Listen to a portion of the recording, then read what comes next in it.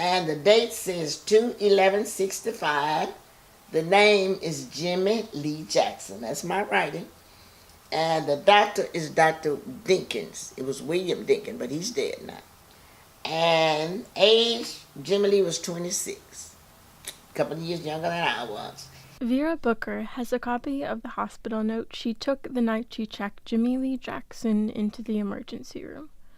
She was a young nurse in Selma, Alabama, at the Good Samaritan Hospital during what would become known as the height of the civil rights movement.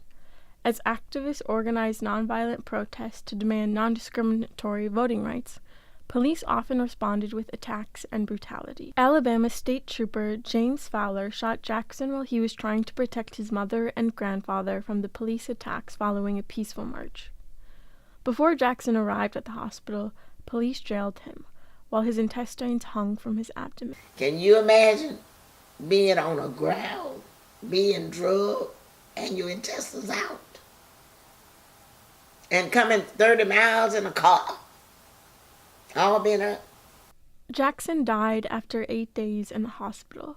Booker finds comfort in knowing what Jackson said to another nurse the morning he died. He said to her, I want you all to complete what I started.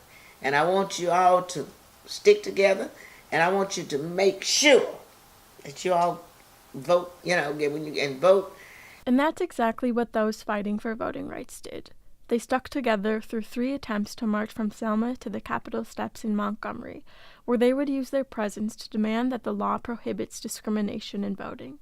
Less than 6 months after Jackson's death, the Voting Rights Act of 1965 was signed into law.